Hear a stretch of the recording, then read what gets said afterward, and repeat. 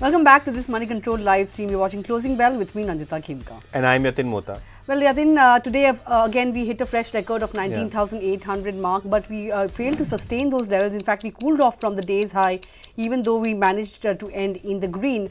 If you look at some of the sectors, most of them rather ended the day in the red. With Nifty Bank, that index also hit a fresh record, but cooled off, gave up all the gains, and in fact ended the day in the red. Mind you, yesterday the banking pack was the top gainer, with the Nifty PSU Bank jumping somewhere on 2.5% in yesterday's session.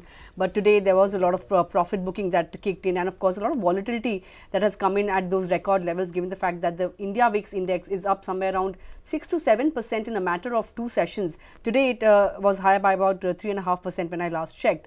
If you look at the broader end of the markets, mid and small cap indices gave up all their gains. In fact, Nifty small cap index shed somewhere about 1% or thereabouts. But IT is one pocket that held out when all the other sectoral indices ended the session with losses. So if you look at the top Nifty gainers, Infosys, that stock was up 3.5% on the back of a contract win on the AI front from an existing client. Now this contract is worth $2 billion and spread over 5 years. And of course, ahead of the first quarter earnings that comes in on the 20th of July, this stock is up and about. Asian Paints, HCL Tech, Moto, Reliance Industries, some of the other gainers. On the losing front, you had the likes of HDFC Life, Britannia, SBI, which mind you was the top gainer on the index yesterday, is among the top losers today. Grasim, Apollo Hospitals, Divi's Lab, Tata Motors extending losses from yesterday's session are among the top losers. LTI Mindtree was another IT counter, but that was in the red, given the fact that first quarter numbers have missed expectations. We'll talk about that in details later on in the show. But aside of that, a lot of volatility at record levels, Yatin. Yeah, and the mid-cap stocks were also getting some bit of profit taking at higher levels, because of which the advance decline ratio also on the markets was in the favor of declines. But the stocks in the mid-cap space which were moving, Godrej Agrovet, they won a Telangana government land parcel deal, which would essentially mean that they will be now able to do plantations for palm oil.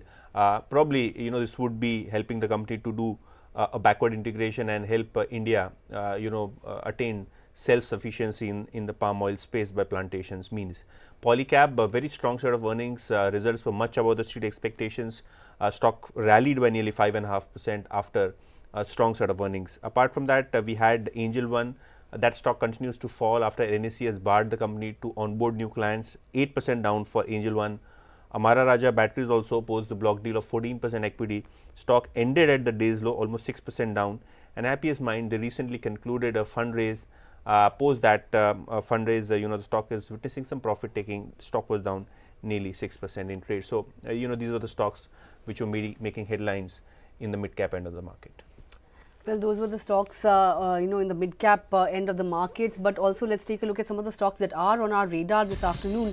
Started with LTI Mindtree. I was talking about that. The IT pack, of course, ended the day with gains, but it was LTI Mindtree that was down in today's session, given the fact that earnings have missed expectations. In fact, this is the third straight quarter of revenue miss for LTI Mindtree.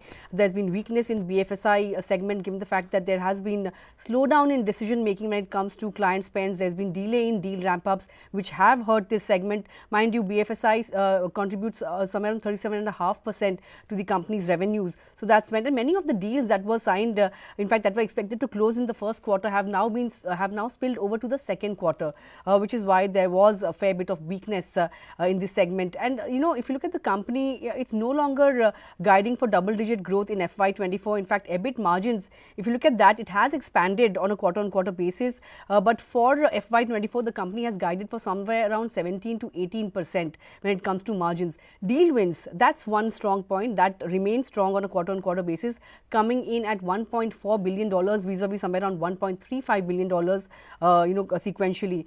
However, analysts are concerned about valuations, given the fact that LTI Mindtree was included in Nifty, and in the run up to that, the stock has run up quite a bit. The stock has recently hit a fresh 52-week high as well. So as I mentioned, analysts are concerned about valuations. Now this stock trades at somewhere around 25 times forward earnings, which is more expensive compared to even TCS. That's something that of course is worrying the street. But if you look at Kotak, it believes that the business is good. However, the stock is expensive, which validates the point point that analysts are concerned. And Nuvama has retained this company, this stock rather, as a top pick, given the fact that it believes that the size and the complementary business profiles of LTI and Mindtree will aid the merged entity beat peers in this space and in fact outperform over the next 3 to 4 years. So this is one stock that is on my radar, given the fact that the earnings have come out and keeping it with technology, Nandita, since you mentioned about LTI earnings, Tata Elxsi also came out with their quarterly numbers. They were rather weak. In fact, we have JP Morgan, which has been underweight on Tata Elxsi for quite some time, and they have a target of nearly 4,500 rupees on the stock. Now, JP Morgan believes that Tata Elxsi has missed the first quarter revenue growth as well as margins were slightly better than street expectations. However, if you look at the constant currency revenue growth, that has seen some bit of headwinds in the transportation, media and the communications vertical. So, on an overall basis, there has been certain issues with the sectors to which Tata Elxsi caters. In fact, JP Morgan goes ahead and says that the valuation burden is still excessive given the fact that the growth is slowing down. So, in a scenario wherein technology stocks are trading at a premium valuation and growth is not happening, most of the brokerages do believe that this is a time probably to relook at all of these IT stocks and change a slight bit of allocation. So, that is what exactly is happening, and JP Morgan is known for its coverage on technology stocks. So, let us see.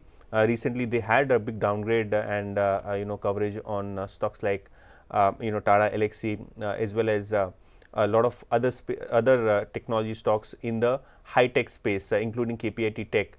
And post that downgrade, we have seen some bit of downward reaction to all of these stocks.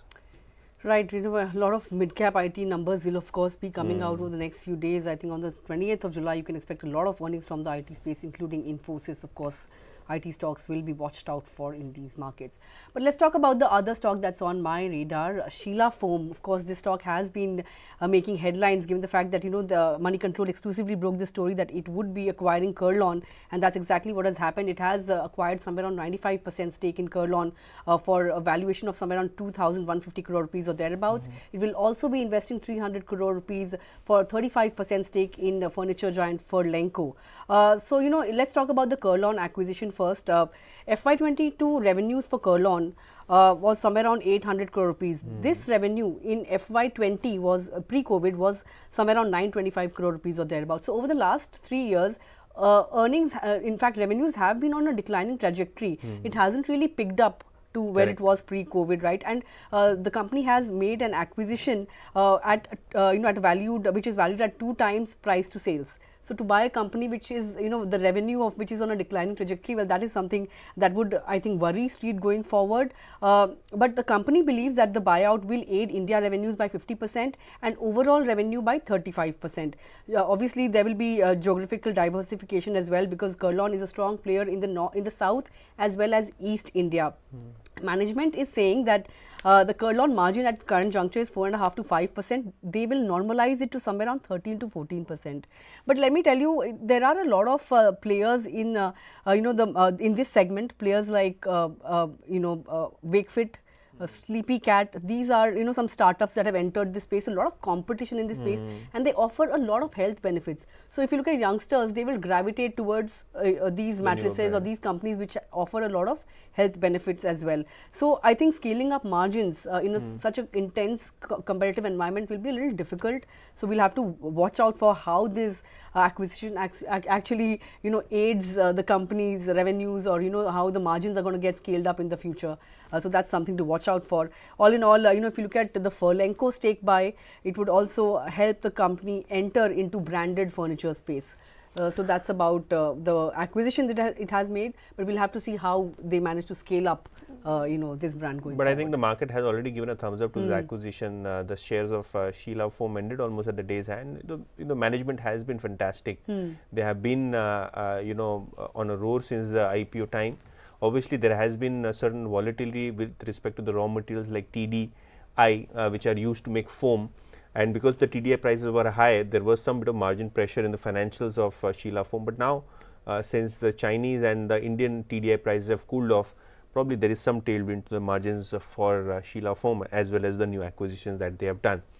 Apart from Sheela Foam, the next stock on our radar is Tata Chemicals, and Morgan Stanley is having an equal weight rating on this one with a target of 916, which means that from the current market price, they do expect a 8 to 10% kind of a downfall. Why? Because globally we have seen that there has been a oversupply in chemicals, especially if you look at the high channel inventory and rising pricing pressure, that could weigh on earnings for Tata Chemicals in the short term. In fact, European peers have also guided down on demand for key basic chemicals as well as agrochemicals. Now, Tata Chemical today also hiked their stake by 5% in a block deal into Rallis, and given the fact that via Rallis they have exposure to agrochemicals, there also things could be slightly turbulent in the short term, and probably that is the reason why Morgan Stanley is slightly cautious on the stock, and they do expect a target downtick of 8 to 10% from the current market price. So, let us see how earnings shape up for Tata Chemical. Probably there is some pain in the short to medium term, both for the basic chemicals business as well as the agrochemical business via Rallis. Right, I think, and if you look at the stock performance over the last 6 months or so, it has just given muted returns of 2% or thereabouts. Well, with that, we've come to the end of this edition of Closing Bell. Those were the stocks to watch out for on our radar. But of course, for tomorrow, we'll be watching out for whether or not we manage to, claw back from these levels and reclaim that 19,800 mark or not. And of course, we'll also be digesting the IndusInd Bank figures that will come out later today. So we will be getting you a lot of coverage and analyst views on that as well. And of course, I'll be back with the market at 8:30 a.m. So don't forget to tune in. But for now, it's a goodbye from me and Yatin. For all your other news and financial updates, stay tuned to Moneycontrol.